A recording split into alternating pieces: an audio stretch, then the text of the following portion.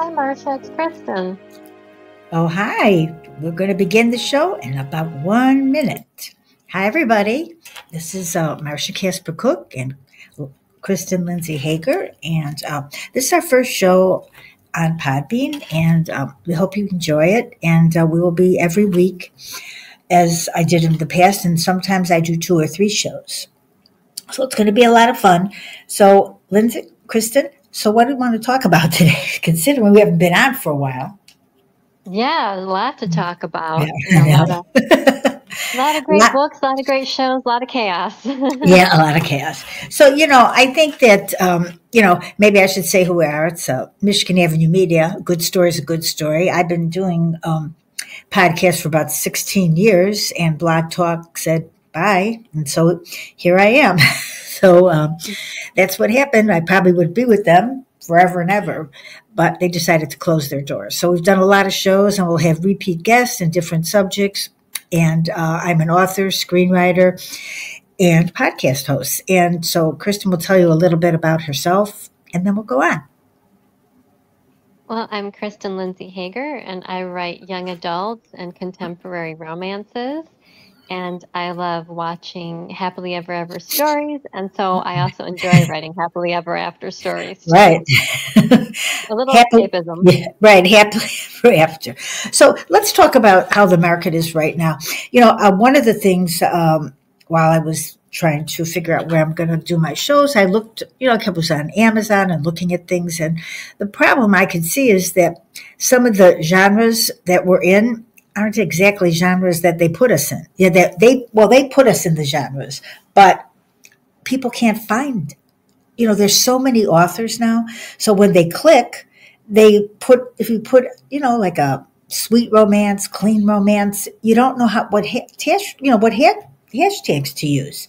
So I think right now is the time to figure out like how to do this on Amazon. And I think after all, I've had books forever on Amazon, but I think it's getting difficult to figure out exactly what we need to do to get our book seen. So how do you feel about that?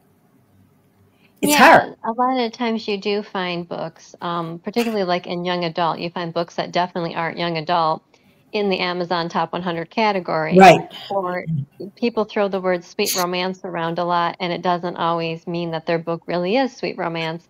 And Right. sometimes Amazon just puts your book into whatever category, even though they ask you for suggestions and you suggested nothing like what they put it in. Right. I've seen Right. a fiction book Look at in nonfiction nonfiction. category. Right. In nonfiction. And I go, what do you mean nonfiction? So, and then, so I think it's very difficult. But I think, I like TikTok because you can just get it out really fast. I'm on Facebook. I'm and everywhere, and I don't know and I see everybody talking, and they keep thinking of ways to try to get sales. It's hard. It's very hard. But I think the most important thing is how we write. So let's talk about how we write. You write a young adult. So when you decided to do that, what made you decide to be a young adult writer? Because it's hard. It's a tough audience because you got to be right. You can't fool around with them. Yeah, they will stop reading you if you're not Yep. authentic and true. Right. I loved the genre growing up. I started reading young adult. I think I got my first young adult book probably in second grade. And third grade, definitely. I remember for Christmas getting a Sweet Valley High book. Oh my goodness, that was really something. And by fourth grade, I knew that's what I wanted to do. By fourth grade, I was like, of course, a lot of girls in my class were saying that.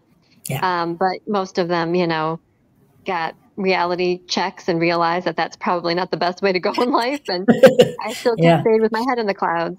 So Yeah. yeah, in fifth grade and stuff, I remember just consuming books, and sixth grade too. Those were the years where teachers would do things like readathons. I don't know if you ever had a readathon, Yeah. Marcia. No, I don't think so. Yeah. I don't. Yeah, What exactly was that? A readathon? we had this room at the school. It was a different building, and it was where people would have like wedding receptions and things like that. And Oh. they let us take the tables, and we could bring sleeping bags and blankets and make little tents with the long banquet tables. And we could bring books, and all day long we read. And I don't remember if we had to do any kind of like book report or if we got prizes from it. I don't remember that part. but we could bring snacks. We could, and it was a private Catholic school, so we had to wear a uniform normally. I We was could just wear going to whatever we say, wanted. so it's all girls. No, it was boys and girls. So what did they do? Were they reading too? Yeah, yeah. We all, Oh, got in our that's groups, good. and Oh, I remember making like a little like kind of like half circle thing, and we like like we had our sleeping bags, our snacks, and our books, and it was had to be quiet, and then the teachers walked around, make sure you were reading and not gossiping and fooling around and stuff, and it was so much fun. It was like the whole day spent devoted to reading, and our they took us to the library firsthand so we could get books in case we didn't have any to bring from home, which I thought was really nice. yeah. And so we just had stacks and stacks of books and spent the whole day reading, and it was just really fun. Yeah, no, I definitely did. We did not have that. We did not. It does sound like fun though, but I went to a public school. It's different. Public schools are different. They don't always do the same things, But I think that, I started myself actually reading when I was very young with my grandmother. She lived with us on some days. Sometimes she lives with my aunt. And then she had her own apartment. But she read a lot of books, romance. We had stacks of them.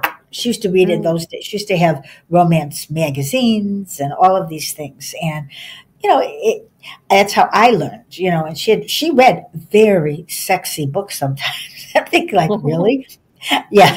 I wonder what she would think about it now. Because there's the whole genre, Over the years, I've had so many different people on my show, and we did a lot of sexy books and just all kinds of romance. And I think that is the difficult part about labeling yourself in, an Amazon type of situation. Mm-hmm. Because, when people say romance, and there's so many categories. Yeah.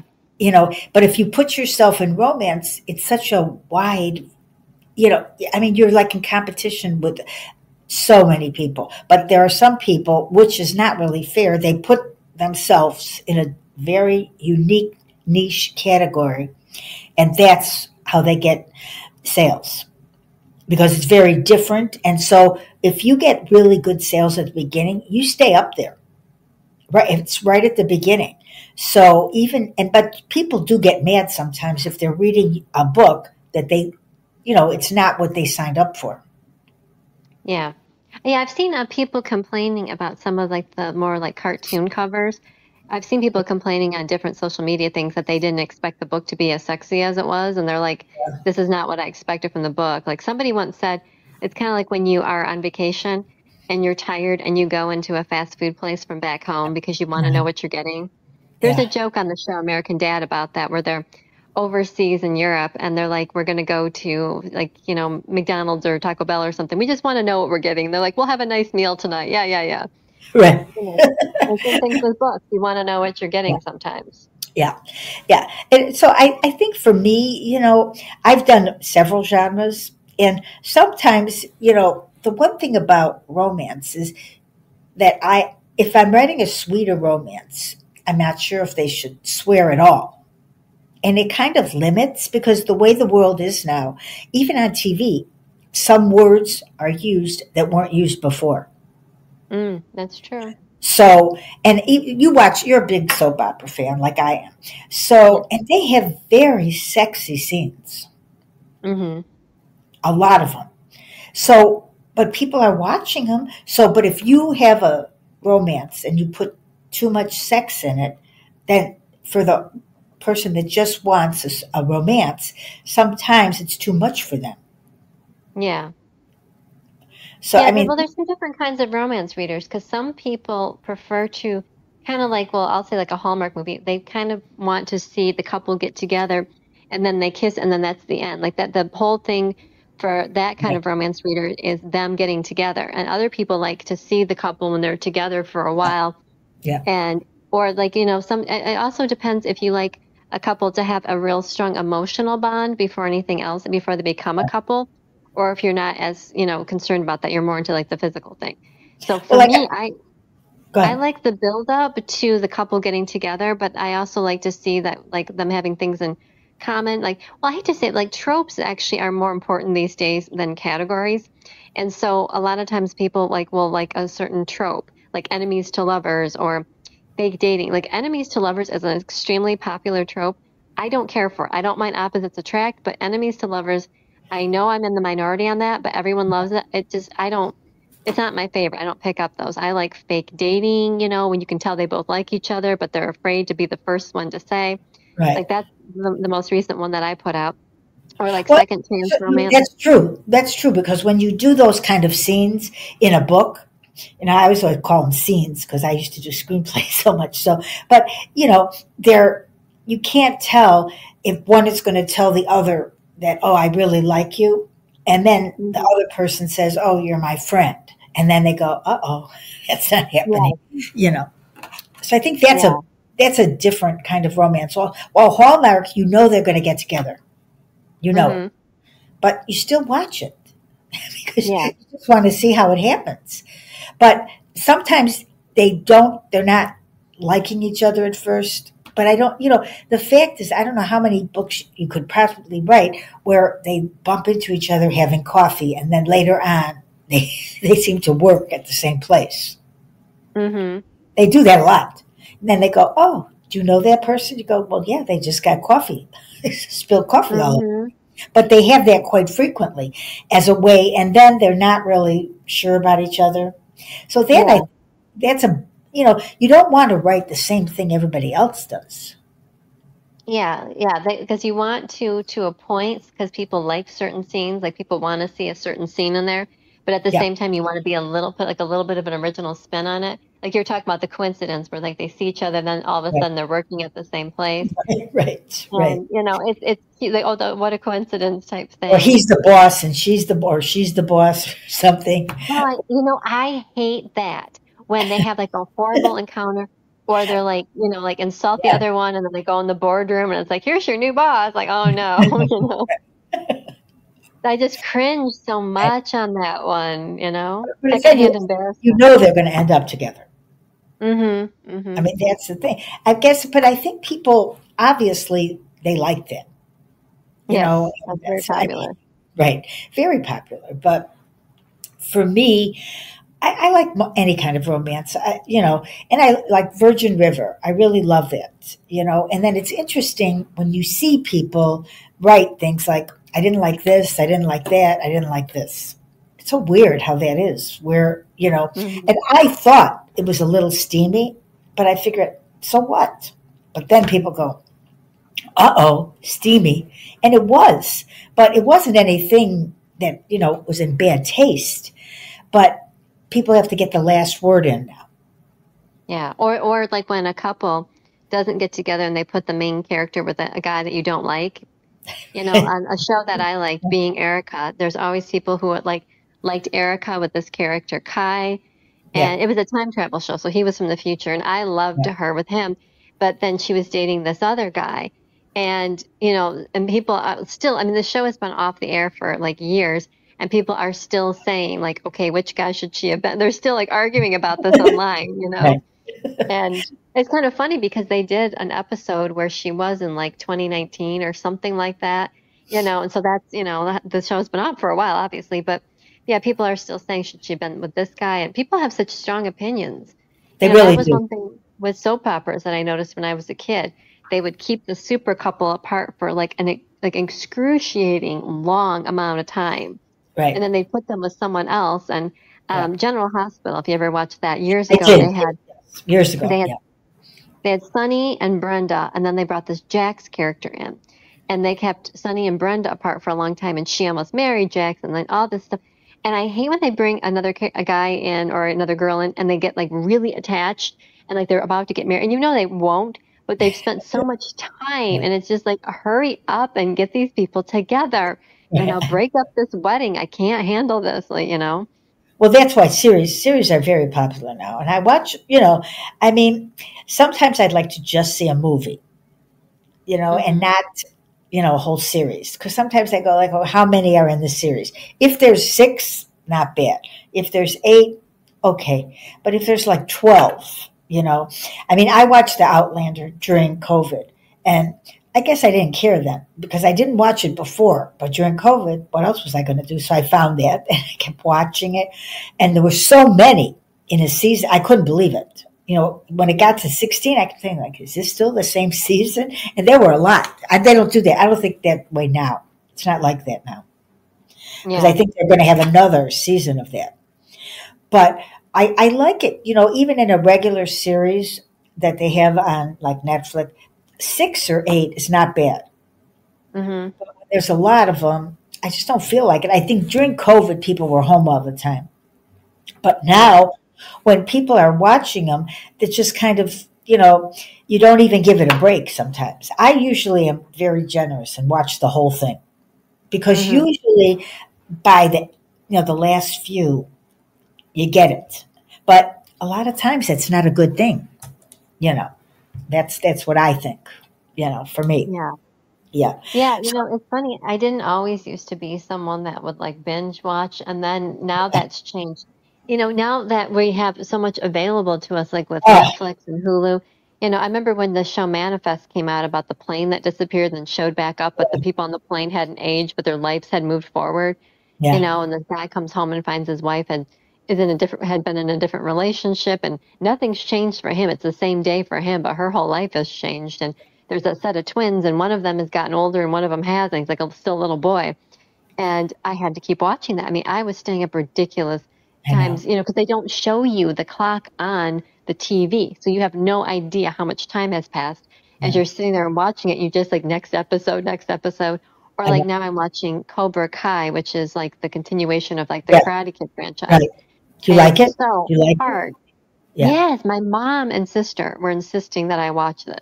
And I was like, well, I only think I saw one Karate Kid movie, and I don't really remember. It was so long ago. And it yeah, really doesn't matter because they really fill you in. The storytelling on it is so good. Really, a lot of writers should watch how they handle that, like yeah, with flashbacks and the way they keep you wanting to see the next episode and the way they, like the different relationships. Like there's these little romances.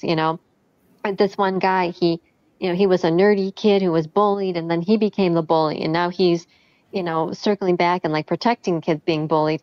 And he had a little relationship once he got cool, once he wasn't bullied anymore. And now he's back with that girl. Like they broke up, it's been several seasons and how they're back together. And I'm like, oh, finally. And I'm thinking, like how funny it is that I'm so invested in this show and these relationships. yeah. Well, yeah. I mean, that's the thing. How much time? I have a lot of shows that I watch, and then I go, oh, I haven't watched it in a while because I forgot that I have more episodes. Yeah. Well, You it's so know, important for writers to fill the creative well and yeah. get more like, to basically absorb story, that really helps your writing. Reading, watching stories really helps you with your writing. For me, it does. I mean, Yeah. I think you listen to diet. Well, I like audiobooks too.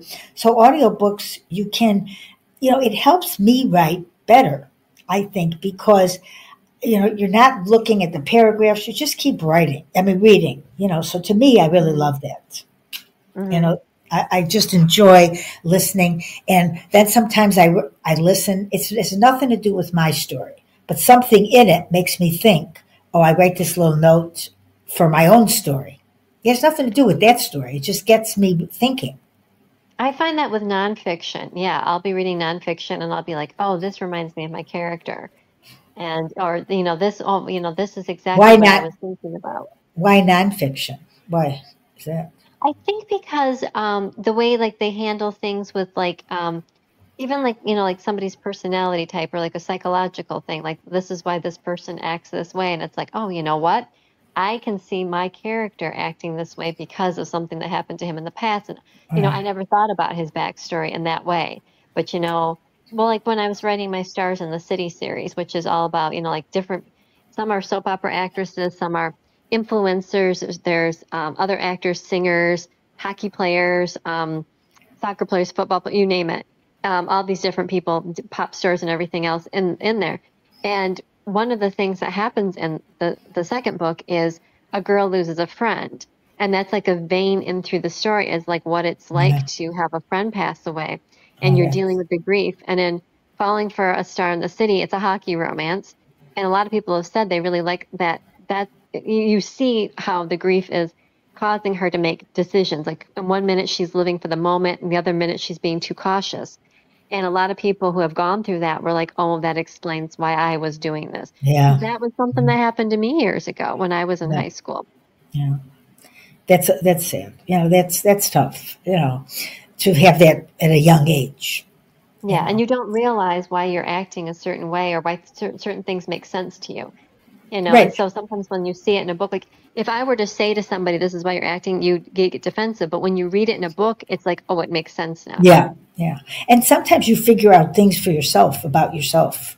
Yeah. Like sometimes something that happened to you when you were like 15, 20, 25, or whatever, then now it makes sense to you. But when you were that age, you don't think like that. Yes. And then you figure it out. You figure parts of your life out as you get older. Because when you're 15, you don't really think the same way. So something that's traumatic has a whole different meaning maybe later, because then it's kind of like now you understand it better, I have where had you a lot might of not have. adults. Yeah, I've had a lot of adults who've read my books that said that now they've seen something in the book that happened to them when they were younger and Yeah, it like permanently scarred them. But when they saw it and they saw the reason behind it in the book, like why this person acted this way or yeah, was mean or whatever, they said that suddenly it made sense and it helped them heal from it because it was like, oh, she did that because she was insecure. She did that because yeah, she felt threatened or jealous or this or that. And it's like people have said it was kind of like healing or like in breakups. Like they didn't understand why this guy left them. And then when they're reading one of my books, they're like, oh, he was afraid. Like he was getting too close. He felt too yeah, vulnerable. Like, okay, yeah, now it makes sense. It yeah. broke my heart at the time, but now I Oh, kind of yeah. understand it from his point of view. Right. I know it. When I was younger, we used to like drive around. If you liked a guy and you didn't really know if he cared or not, you would drive around like by his house, like a Yeah. million times. And you go like, when you get a little older, you go, what was I doing? I wasn't just keep. Hmm. And then if you saw the person, you would kind of drive real. You didn't want them to know that you were coming around their house a million times, Hmm. which you did. It's just something. And then as you get older, you go, what was I thinking? Why would I do that? Hmm. Why would I just say something? But when Hmm. you're that age, you don't. You just don't. I often Well, also, wonder about, if when I was younger, if we had all of this social media, how this would be. I probably would have failed school because I would be talking on the phone. I'd be talking, and now I would have been online. I'd be doing social media, which I don't know how good that is, because kids probably don't sleep as much yeah. because you have your phone. Like when I was younger, like the phone would ring, but now it doesn't. You could just open, you just go into your, you know, like Facebook page or whatever, and nobody knows you're on it. Yeah. I don't know if I ever would have got any rest. Could be. I probably would. Well, I did. Like now, I don't. Like you and I have talked about this before. Most people do need rest, and Hmm. most of us that are writers, we know we stay up too late. There's no doubt. And when I have one of those days that I really 3:30, then the next morning I'm not functioning as well. I know it. Hmm. But I don't know why I do it. Because I get up in the morning and say, okay, tonight I'm going to go to bed early. I don't. And I've Yeah. noticed a lot of writers do that. They Yeah. just stay up. What do they say? 3 a.m. is the hour of artists and creatives and Oh, is writers. that what they Okay. Well, it's the only time when the phone stops ringing and you're Right. not getting texts and people aren't bothering you. I mean, for me, I don't know about, when I'm doing something, if somebody comes in and interrupts, I get out of the world that I'm in, that I was Yeah. writing. Yeah. So yeah, I need that uninterrupted quiet time. I get Um, distracted more easily. Since COVID, yeah. I think I get more distracted easily. That because I go, oh, okay, fine. But then I used to just be way into it and I didn't look at the phone, nothing. I just wrote. Mm, I didn't get distracted, but I do now. And I'm trying yeah. to wean myself off of that if I can. I don't know Mm, if that's going to be possible to wean myself off of it. I don't know. I see a lot of things that I do that I don't want to do, but I still do them. I'm mm-hmm. working on it. I'm working on it. For me, Yeah. I know it's not right to stay up so late. And I am mad at myself, but I just keep doing it. And usually I do not accomplish anything. I do. If it's late at night, I do. During the day, no, I'm no good. But you were saying before about how, like when you're 15, how you look at something differently. Yeah, I have also seen people reading a book or watching a show and seeing something that triggers something like, hey, wait a minute. I don't like how this guy is treating this girl. Like yeah, it'll be like a little subtle thing. And but wait a minute, that reminds me of how the guy I like might be acting towards me.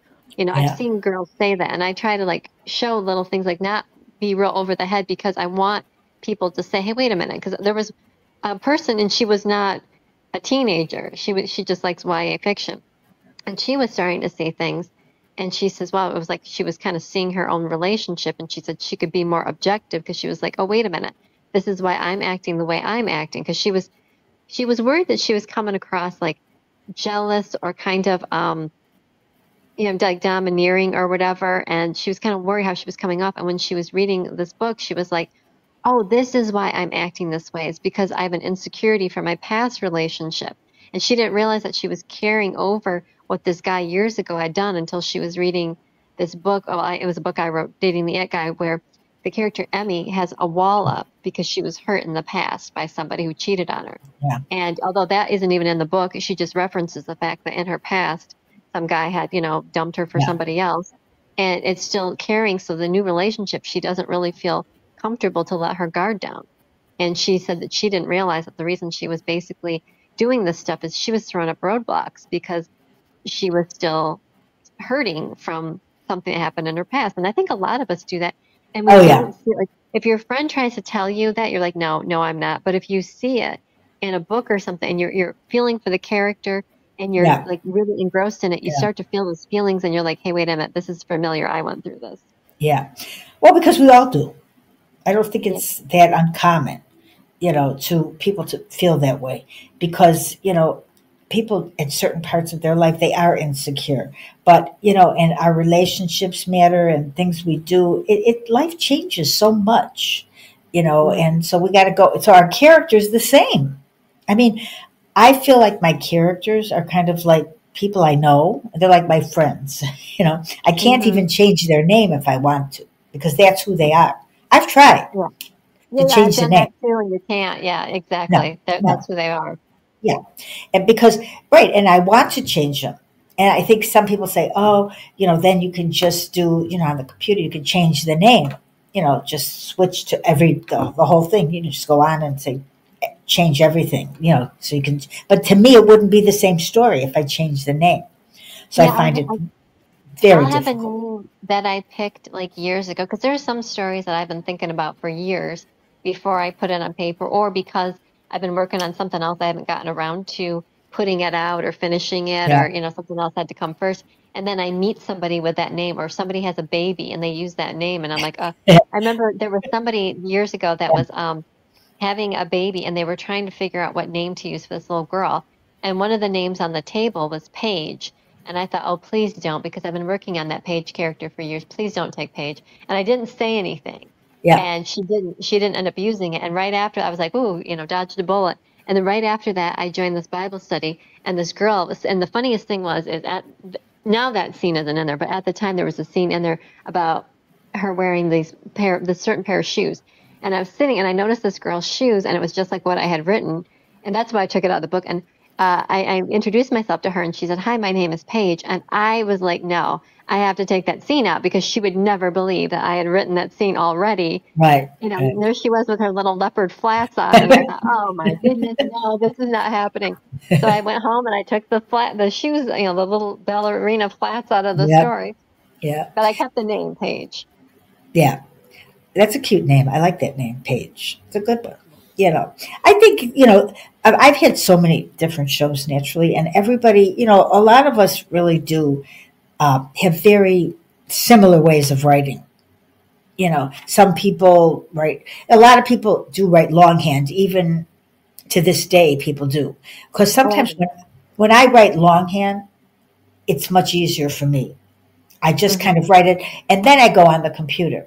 But sometimes for me, it all comes out that way. But when I put it on the computer, naturally it gets, it sounds better. But if I just feel like when I'm doing that, I'm right in the moment. Hmm. when I do that. And the other day I said, okay, fine, I'm just going to sit and write. But then I didn't. I went on the computer because sometimes I feel like the best of me is when I just write it, on a pad of paper, Yes. you know. And I edit better too when I write it on it because when you're putting it then in the computer later, you're like, oh, wait a minute, I don't need this line. Right, Or wait, and right. once it's typed, you don't Yeah, edit as ruthlessly. right. And I think that's a problem for authors. It's a problem for me editing because I'm editing and I know I'm going to go back and change it. So I don't know why I do that, because whatever you're writing, you're going to change it. Yeah. It's inevitable when you go back, you change sentences, you just change a lot of things, So I think sometimes, why do I edit myself when I'm just writing the first, I just don't know why I do that, but I'm trying not to, but I still have a lot of issues after all these years that I wish Hmm. I could change about my writing. And I think a lot of authors do, you know. I have a problem where I have trouble letting go of characters. Like I want to continue, but I want them to I want to go through the whole motions with them again of like falling in love again and everything like that. And so sometimes when I do that, I'll write a scene and I'll be like, oh my goodness, okay, I'm changing this. This is going to be how they meet. And it takes me sometimes forever to get a book together because it's like I've Right. rewritten the scene different ways. And it's like, Me well, which too. way do I want to Yeah. use it? See, right. And I try, So I and just fall in I love with them. them. And then, but even now, I was done with my series, my Warrington, but I'm not done. And then I figured, like, well, I got good reviews, so why am I ending it? Because they're still Yeah. in my head. You Yeah. know, I mean, I wish if they were done, I thought I would be done. Because I go, after the last third one, I go, nope, I'm done. But then 2 minutes later, like right when I was done, I go, wait a minute, what about this one? Hmm. Because when you write with a lot of characters, I think that's what happens. Because Yeah. some of them are not fleshed out and there's more to the story. And Yeah. that's what is happening to me. Well, That's that's how probably I, that's why you like soap operas. You're never done. yeah, yeah, the episodic stuff. Yeah, well, Right. my latest book, that's why Falling for Star in the City had a character, and that's my hockey romance, where this girl, she had broken up with her boyfriend. He was this pop star, and he wanted to kind of get back with her, but she found this hockey player. And my mom had told me for years before the book came out. So the book came out in summer, and my mother had said for years, Walker's story isn't over. She's like, you Yeah, need to give Walker his own romance. He I needs his own know. story.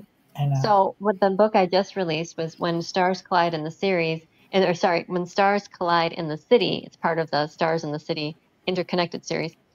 Walker gets his own story. He goes to a event. Paige has his friend Olivia, who you meet in, the previous book, and her boyfriend has dumped her.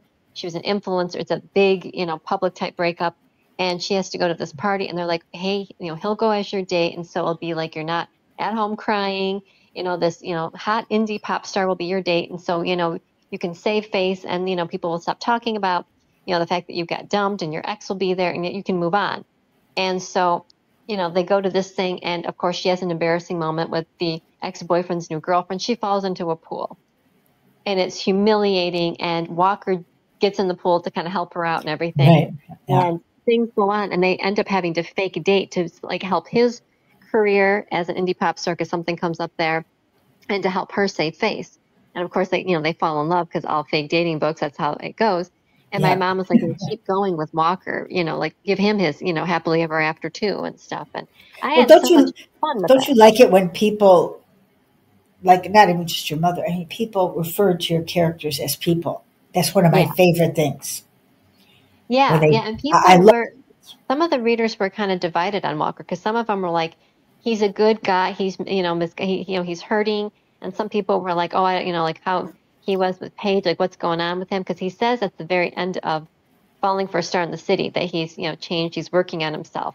And so then in the next book, when he gets with Olivia, Paige says to Olivia, he says he's changed, let him prove it. And of course, he does, because I would not let my character end up with a guy if he was not good for her. I wouldn't let the character end up in an unhealthy relationship to Well, end a right, book. especially with young adults. Yeah, Yeah, like that's I'll show sometimes, like this is why this relationship isn't good, but then she realizes it and gets out, because I think so much now, there are so many examples of unhealthy relationships in, celebrity, popular culture, whatever. And so it's important to say, like, hey, wait a minute, there are Well, boundaries, there are limits of what you should put up with. see, actually, that's what I wanted to do.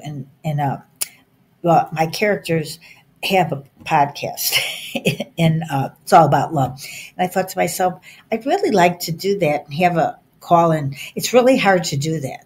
So, I mean, I'm hoping someday to be able to get lucky enough to have it where I can have call in. And I'd like to do a show to talk about relationships and love, Mm-hmm. and family, because that's one thing we all have, you know, trouble with family, trouble with, our loves. This one loves this one, or family. The family doesn't like the person you married, or they don't like them.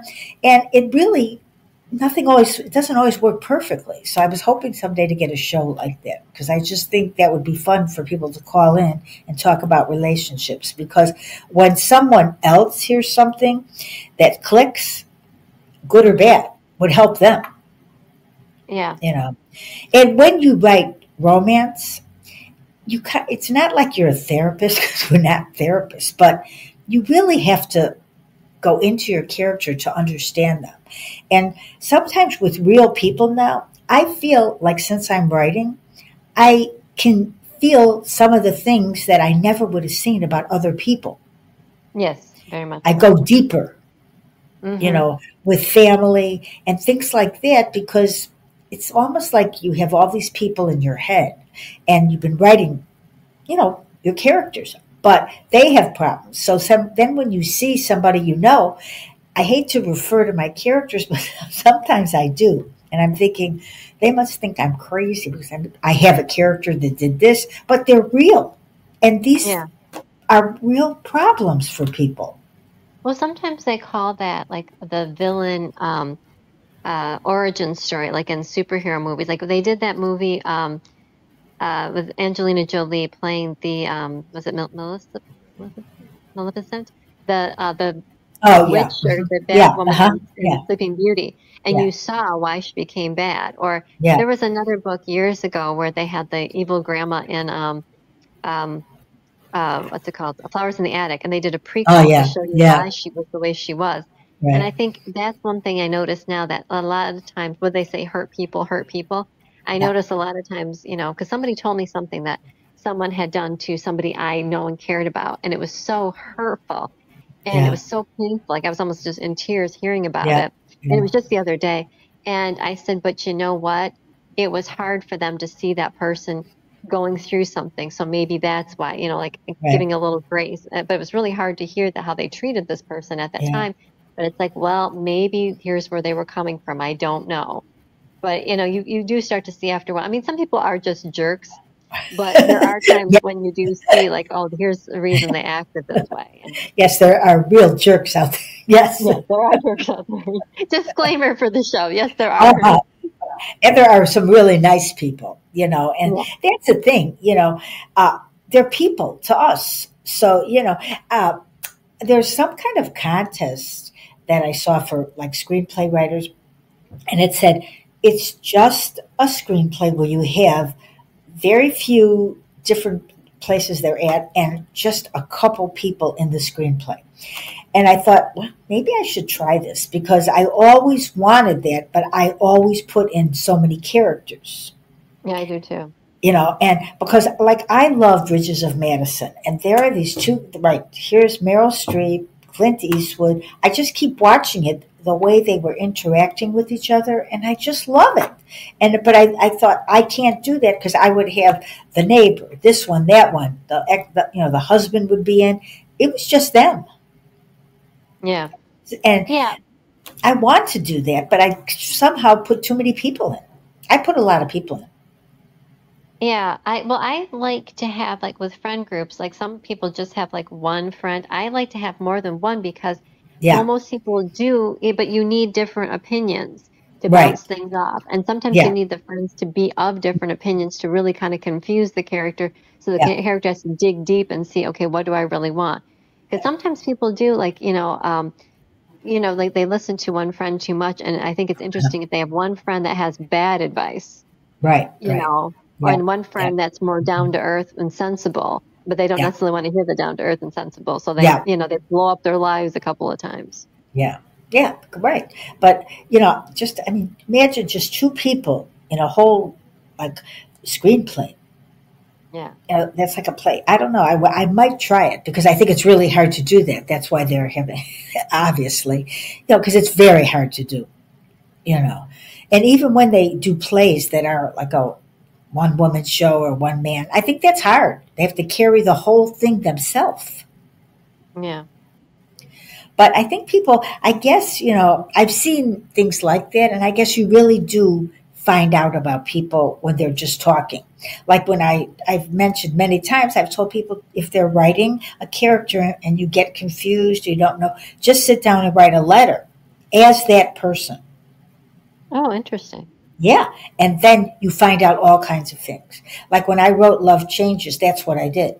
I wanted to understand the woman who could just not be with her child after she had a child.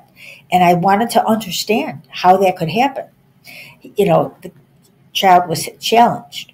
And so I went to actually work at a place where I could be there for lunch. And I went to circus and I went to all these little events with people that were challenged. And I learned a lot. But I still could never figure out, even when I did that, I could, why a mother, no matter what, would not love their child or just have her. And through that, I wrote that Love Changes. But at the end of the day, it worked out, but it was a long stretch. And when I was writing it was the first book I wrote. And I was crying because it was so sad that, sometimes do you feel that when you're writing something sad? Yeah. Yeah. I've had that where it really Yeah. chokes you up. Right. And I think they say if you feel that emotion, then your reader will. Yeah. No tears in the writer, no tears in the reader. Yeah. Yeah. And that's how, like, when I was doing screenplays, whatever, when the characters were over, like we were saying before, though, in a screenplay, it's just one screenplay. And I would feel bad. I want to know what happened to them afterwards because they become such a part of you. Well, I was like that as a kid too. Whenever I would watch a movie, I would want to know like like Cinderella. Of course, now I guess Disney did make like a Cinderella 2 and 3 or whatever. Yeah, But right. as a kid, after they got married and they went off in the little horse-drawn carriage, I wanted to know, okay, what happened next? Like, what's it Right. like Yeah. being a princess after this? What's it like to Yeah. deal with him now? And of course, now as an adult, you're looking at what happens after the credits roll. But yeah, I'm that way too. I like to see a little bit. That's why I do like epilogues. I've only written one epilogue because now I'm writing an interconnected series and stuff. So I don't really want to write an epilogue. I want to like show it in the next book. Like even though it's another character you're focusing on, I continue like another character's story in it, like interwoven. So even though it's like focusing on like this past one, Walker and Olivia, you do see a little bit of Paige and Victor from the previous story. So I'm not really writing epilogues right now, but I did one for Dating the It Guy. And that, like I wanted to see like, well, okay, what happened to them down the road, And so I wrote, years later. So like they're in high school when the book starts, and in the epilogue, she takes extra classes so she can graduate from college early. And he's graduating, so you find out what they do and are they still together and what happened with their families and everything, because it's a very family-oriented book. Brendan is like, kind of like a, like from this political family. His dad's a senator, his grandpa was a senator, they almost ran for president. Like, so you wanted to see like, okay, what happened in the Yeah. future? Like, what was Brendan going to do? Was he going to run for office like his old man? Like you used to say, oh, my old man wants me to do this and I Yeah. want to do this, and then you see like, Yeah. what's she going to do in the future? She wants to be a writer, but what does she do? And, and her grandma had died in that book. And so grandpa was living with them. And the one question everybody was asking is both of them had a grandparent that had a health issue. And Yeah. everyone was like, are the grandpas both still in the book? And I was like, yep. And there's a really great scene with them and stuff. And Right. yeah, Right. Because sometimes you're not done with the people. And yeah, when you in your head, like, and I myself, after I finished the third book, it's all about a wedding, then I went like, oh, what happened to Alex? He was the best friend and the driver of this very rich guy. And Ava, who was the housekeeper that took care of his children, the other, the rich man, forever. And then he gave her a present after the kids were grown, her own coffee shop. So he bought that for her. But that I didn't realize that Ava and Alex should get together until after I was done, because I had no idea. There was no mention ever that they had anything. And actually, when they weren't working together anymore, they missed each other. And I realized that after I wrote the book. So so they were still in my head. That's what happens. I know people that's why it's always good to talk to writers or hear writers, because your regular friends don't really understand this. They think we're crazy. I think we're crazy. Yeah, I'm talking about. When you say that your character's doing something you don't want them to do, they're like, you wrote the character, get your eraser out. Like, you tell them what to do, and it's like, no, that's not how it works. And that's the hardest thing also for a writer, I think, at the beginning, to know that you are not that character. Mm-hmm. People think, I love when they talk about, the writer thought this and the writer thought that, and this is how the writer is. The writer, no, these are how the characters are, not us. Yeah. I'm not like my character. But that's when you make a character, you're making up different parts. So it's hard sometimes, like for me, it was very difficult to swear a lot. And then certainly I can swear a lot now, but I couldn't then. And I just didn't know how to do that in a book. I'm like, I can't do that or whatever. But you do. And then it's just weird how that is, because it's not about us. But like someone say, what part of you is in that book? None. Oh, I hate that. I hate that question. Right. None. It's because when you make up a character, it is your words from that character, because they're talking to you, because they are really in the situation. It's not our situation. It's theirs. Yeah. So if you're writing a murder mystery, it's not you. It's murdering. You know what I mean? It's like, no, you don't murder people. Your character did. Yeah. Although sometimes when you're watching something and it's really evil, you go like, how did they think of that? Don't you feel exactly. Do they have a dark side I don't know about? Yeah. So that's the bad thing when we do things like that. I'm aware of that, but I had a friend who wrote a book, and it was my first book that I had read by her. And I was so surprised. It was not what I was expecting from her at all. And I was like looking like, there's a whole different side of this girl that I do not know, because it was so different than what I would have thought she would have written. Because when I was writing sexier books, I thought, well, my father's gone and my mother. And so I'm thinking, like, what would they have thought of me if I'm writing this? I had guests on years ago, and they all used different names. Then they never told people, because one was on the PTA, and they never told people who they were. But they did not want anybody to know it was them writing. Yeah, ever. I've heard that. Yeah, because I sometimes think like, I don't even know if I would have told my father that was me, because you just don't know where it's coming from. Yeah, and, I have one book that I was afraid to put my name on, because I thought, well, her situation is very close to mine in a lot of ways. Yeah.